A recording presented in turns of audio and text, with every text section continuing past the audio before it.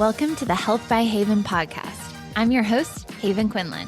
If you're a multi-passionate wellness enthusiast, then you're in the right place. I'm obsessed with learning as much as I can about the wellness world, and I want to share that with you. Each episode will dive into various aspects of health and wellness through inspiring and informative guest interviews with some solo episodes thrown in. Tune in for all things health, and let's have some fun, shall we? Dr. Andrea Matsumura is a double board-certified sleep medicine physician and nationally recognized sleep health expert focused on empowering women to improve their health and well-being through optimized sleep. She offers a blend of scientific knowledge with a holistic, integrative approach to address the unique sleep challenges women face throughout different life stages, especially during perimenopause and menopause. In today's episode, we're getting into all of your sleep questions, from wearable devices like watches and the Oura ring, to sleep supplements like magnesium, melatonin, and CBD, to what's actually going on in the body during each stage of sleep. If you want to improve your sleep to improve your life, this episode is for you. Dr. Matsumura, thank you so much for joining us today on the Health by Haven podcast. Sleep is such an important health topic that we haven't really gotten to dive into fully yet, so I'm so thrilled to have you here. Thank you for having me. All right, I want to get started with a little bit of background on you for people who might not be following along already online. How did you become interested in the world of sleep? So I was a practicing primary care physician for a little over a decade, and it really started to hit me that I was writing a lot of prescriptions for sleep aids. I was dutifully helping people when they were telling me that they were not getting enough sleep, and it was a little bit of an afterthought.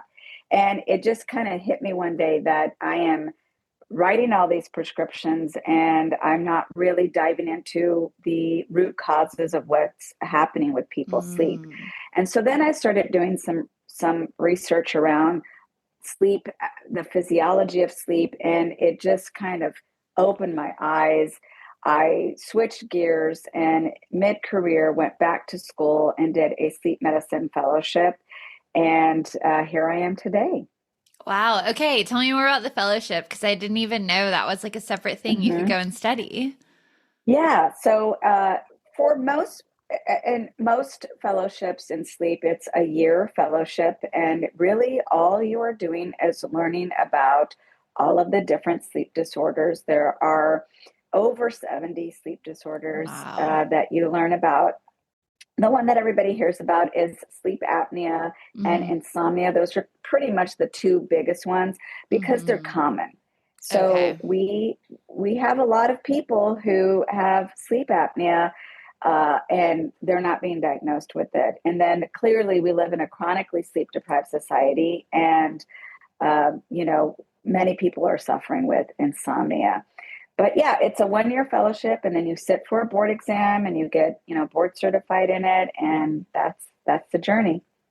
Okay, let's dive a little bit more into what's happening in the body when we're sleeping. Why is it so important for our health? Yeah, so when we sleep, so first of all, it sounds funny when you say it this way, but we're supposed to be sleeping a third of our lives. Yeah. So our bodies need to reset. So all day long, as we're talking and exercising or working, socializing, whatever, there's all these chemical reactions happening in the brain and in the body. And in order for us to repair, reset, and get ready for the next day, this is why we sleep. So we have 4 stages of sleep, and every stage is important. The ones that we hear the most about are deep sleep, or stage N3 sleep, and REM sleep. And that's because that's where all the physical and emotional repair is happening during your sleep. And so, that's why we sleep, because we have to kind of clean all the waste products out of the brain, and we have to do some memory consolidation, emotional regulation, and resetting so that we can prepare ourselves for the next day. Okay, amazing. So I know for me personally, like if I don't sleep long enough, I'm thinking specifically of when I'm going to travel somewhere and the next morning I have a super early flight, or I'm having an all day road trip and we're leaving really early. So I'm waking up way before I'm used to. My stomach gets so upset. I get like a knot in my stomach. Sometimes my digestion is off. So what's the connection with sleep and like resetting your digestive system for the next day? Well, so what you're talking about is a little bit of what we call anticipatory anxiety. So your nervous system and your cortisol are driving this. So, Mm. we all, well, not all of us, but many of us will do that. When we know that we have to get up earlier than what our typical routine is, that's our nervous system actually Wow. responding to that subconscious notion that, this is different. I can't miss that flight. I've got to Mm. get on that plane or that train, what have you. So that's why sometimes your stomach is going to get upset, because when you didn't get enough sleep and then you have this extra cortisol hit and you have more of that sympathetic response, Mm. then that's unsettling to the stomach. That's the easiest way to kind of explain it.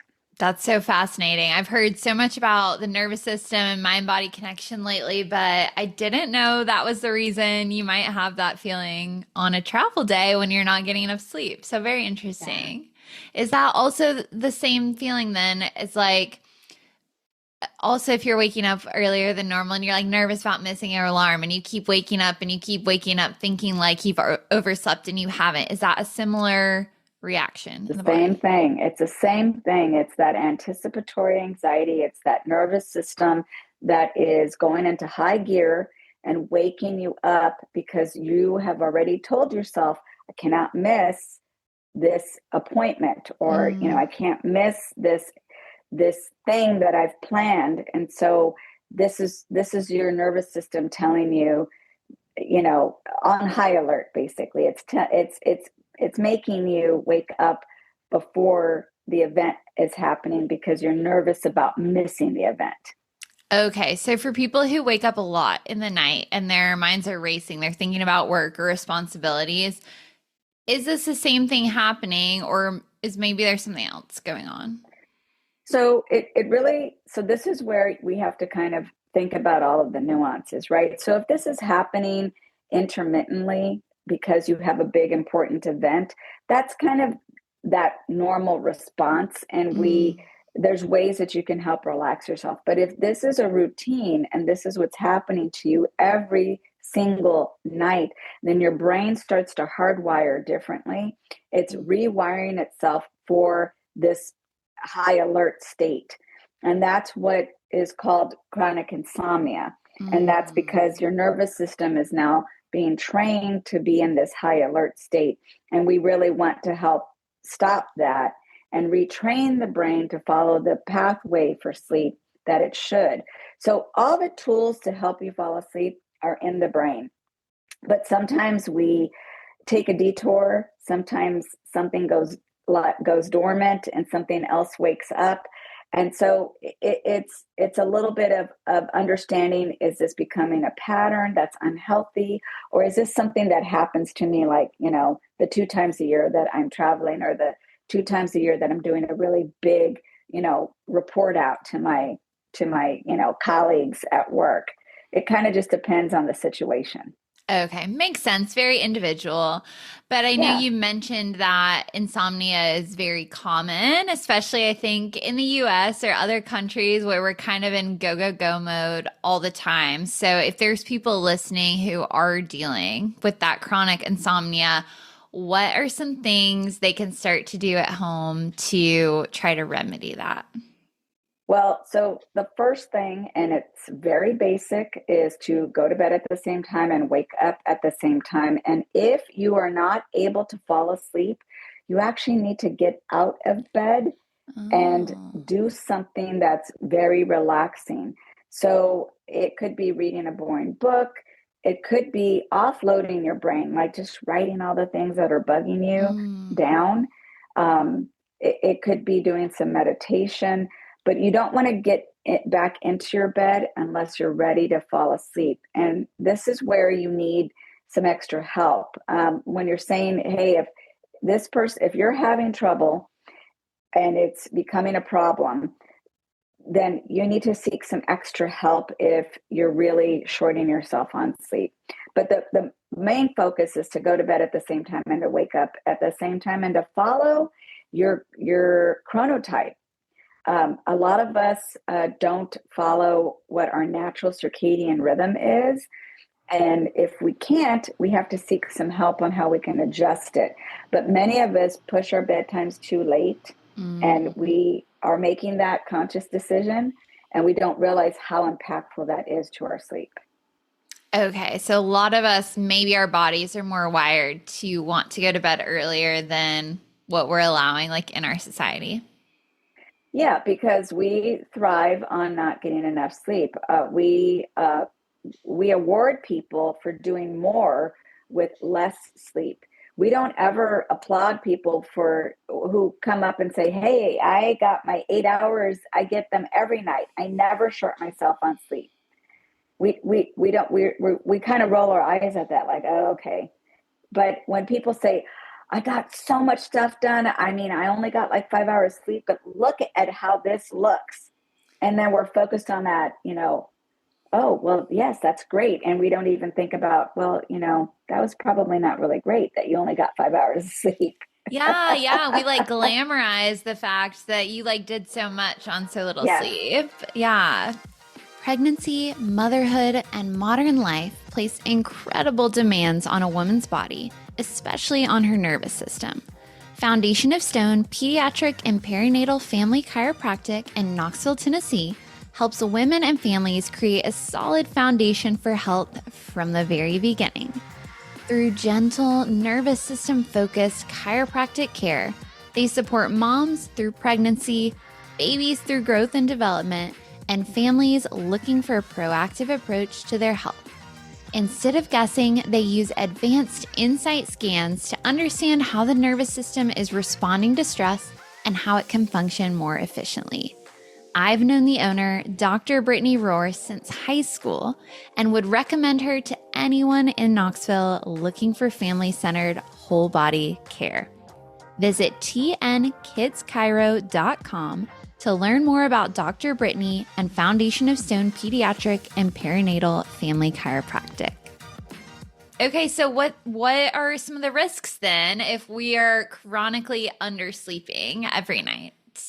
So if you are chronically sleep deprived, then you do not have the opportunity to kind of clean all the waste products out of the brain. And there's tons of studies that show that when you're chronically sleep deprived, you have a higher risk for heart attacks, for strokes, for dementia, for cancer. You cannot emotionally regulate as well. Pain is harder to manage. Your chronic medical conditions are harder to manage. You're doing yourself a disservice. If people are in that camp, they aren't sleeping enough every night, but they're feeling like, I don't know when I'm going to get any more sleep in. I have a demanding job. I have little kids, other responsibilities. Would it be as effective to work on quality of sleep, or does it need to be quantity? There is emerging data that is really focusing on quality over quantity. Now, that's not to say that it's okay to continue to short yourself on sleep, but we used to really focus only on quantity. And, 6 high quality hours is going to beat 8 hours of low quality sleep any day. So if you are achieving 8 hours of sleep, but you feel really tired, you're waking up a whole bunch, you have fragmented sleep, and you're waking up feeling unrefreshed, then you have to figure out, well, what else is going on today, right?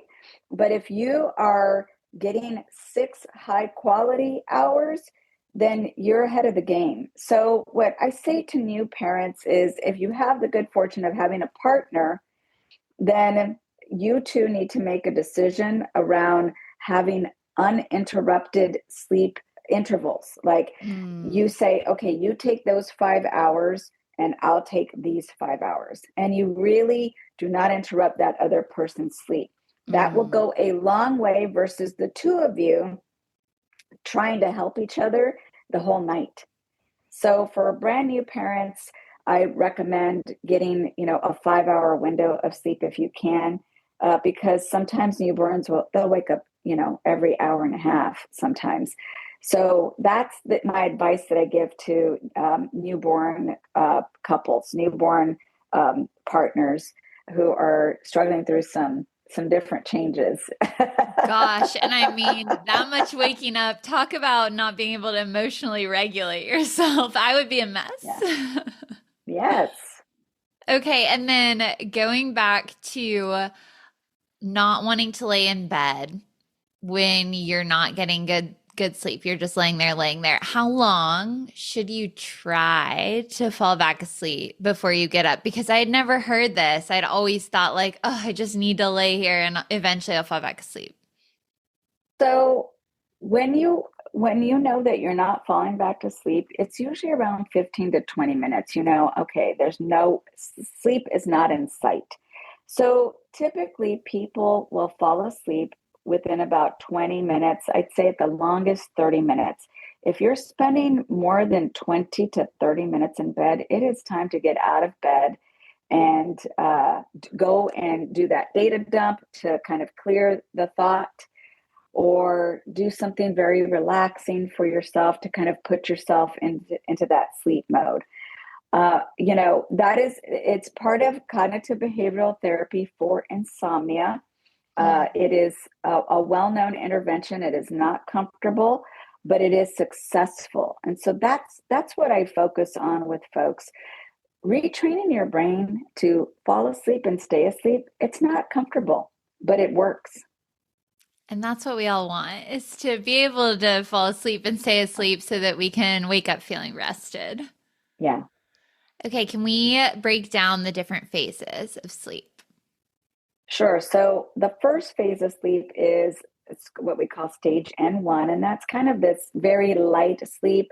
If you spend a lot of time in stage one, you might think that you never got to sleep, but it's when the body is in this relaxation mode, very, it's starting to calm itself down and getting itself into typically what we call stage two sleep. So stage two sleep is that in between. It's not deep sleep, but it's not light sleep.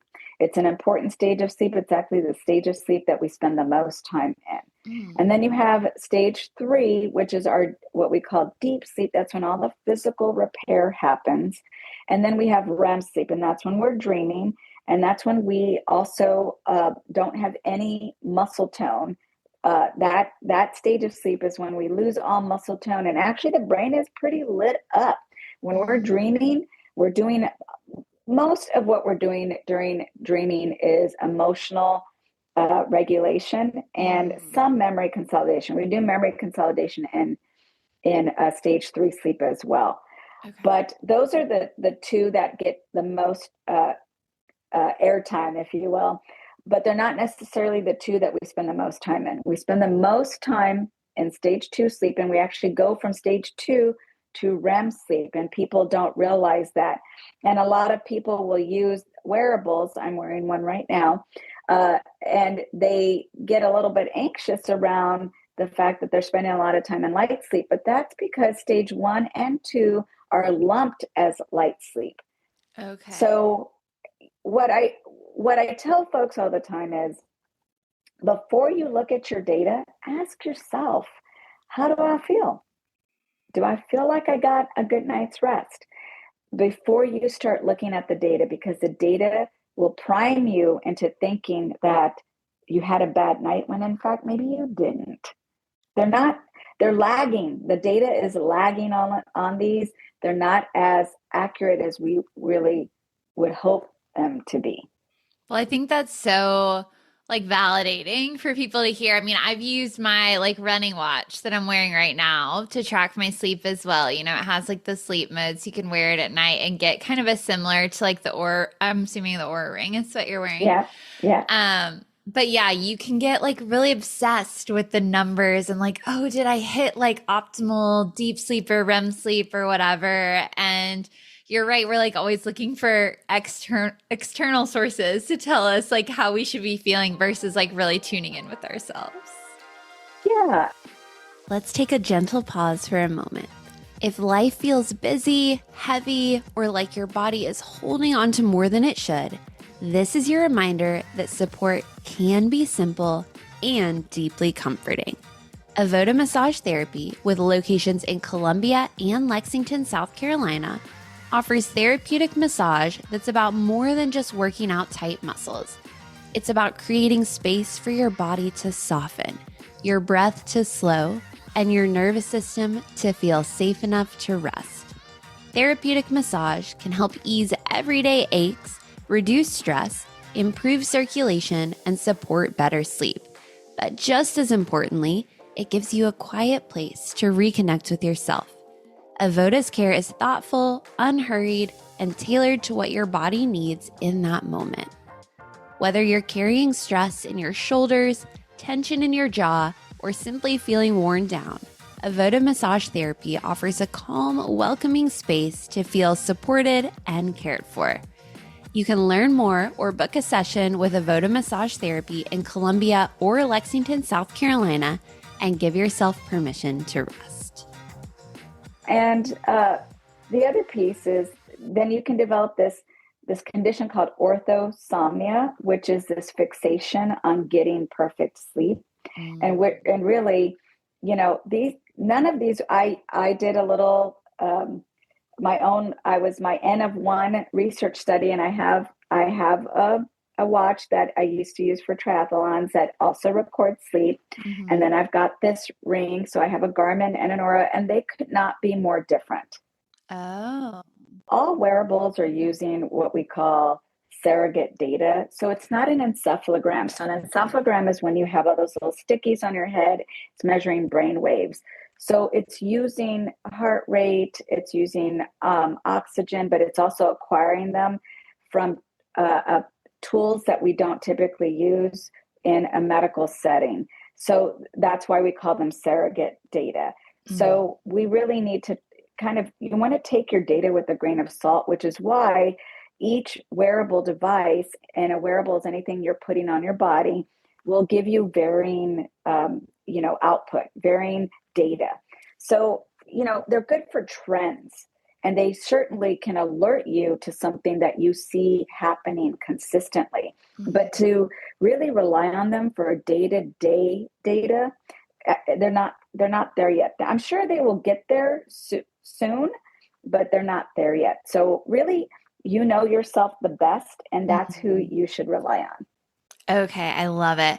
So let's quickly dive into different supplements or medications that people are using to help them fall asleep or stay asleep. I know you mentioned at the beginning, like you used to have to prescribe a lot of these to your patients. So let's maybe start with melatonin. I feel like that's a hot topic. Can you chat a little bit about how that might help people and like if it's recommended? Yeah. So, melatonin is a hormone that's made in the body. It's made in the pineal gland of the brain. And if we are trying to adjust our circadian cycle because we have to get up early and we're more of a night owl, or we're an early bird and we have a late night shift, that's when it's useful. If we're trying to adjust our circadian cycle because of jet lag, that's when it's useful. There is some emerging data around the fact that we lose our melatonin production as we age, and it may be helpful to replace what we're losing. But by and large, and it could help if you're having some acute insomnia, but it is not a fix for chronic insomnia. Okay. And so there's no supplement and there's no prescription medication that is just going to completely cure you of chronic insomnia. They can certainly help. Yeah, it's probably hard to hear for people who are maybe dealing with that. And I know we've kind of already covered like seeing a doctor, working on your nervous system, working on your schedule, all of that. What about people who are using CBD for sleep? Oh, so CBD, THC, they all, that what it boils down to is what the data shows is that it can affect your deep sleep. And deep sleep is that stage N3 where we're doing all of our physical repair and we're also cleaning the waste products out of the brain. And what it is showing is that it shortens that really important stage of Mm. sleep. So I don't typically recommend that for folks to take long term. Mm-hmm. Certainly, if somebody is experiencing what we call acute insomnia, like a short lived insomnia, and this is why it's so important to have that conversation with your provider and to Mm-hmm. really not have it be one of the things on your list, but to go in and only focus on your sleep. Sleep Yeah. is that cornerstone. Yeah, absolutely. And what about magnesium? For instance, I take magnesium at night to help Yeah. with a lot of things, but sleep being one of them. And I do feel like I've felt a difference of like being able to like fall into that restful sleep, but maybe is that placebo? I don't know. You know, so there's many different forms. There's at least 10 different forms of magnesium. And the long and the short of it is that the two that we typically use to help people get into that relaxation mode is magnesium threonate, which crosses our blood brain barrier and it really helps to relax the brain. And then there's magnesium glycinate or bisglycinate, which really helps to relax the body, the muscles, Mhm. but it's also a GABA potentiator, and GABA in the brain helps to relax the brain. So the data doesn't show that it actually increases sleep, but it helps you relax and prepare for sleep. So if Okay. it's getting you into the mood, into the right kind of mode to help you get Hmm. to sleep, and it's helpful, then great. I would keep using it. Okay. I've been very into like creating a bedtime routine lately, like really kind of trying to romanticize like that ritual. So, what are some of your favorite tips for people to like get into the right mindset to fall asleep at night? So I like to call it sleep training for adults. We spend a lot of time training our children. If you have children, we spend time training our pets, Hmm. but we kind of forget about ourselves. And so Mm. you want to develop some sort of ritual about an hour before you go to bed, kind of powering down. Mm. That's really the key. And it doesn't have to be elaborate. You know, you don't have to do 10 different things. It could be something as simple as making that connection that when I brush my teeth at night, that's my signal that I'm getting ready for bed. When I Mm. put on my nice pajamas, something comfortable, that's my signal that I'm getting ready for bed. When I put my phone away, that's my signal that I'm getting ready to go to bed. The phones are really probably one of the biggest culprits why we actually are a chronically sleep deprived society, because our brains recognize light in our life, and this particular light, it really continues to stimulate the brain. And people don't Mm. realize that all of that is diminishing your melatonin production. So Mm. rather than taking melatonin, maybe just stop using your phone. You know, it really does affect us more than we think it does.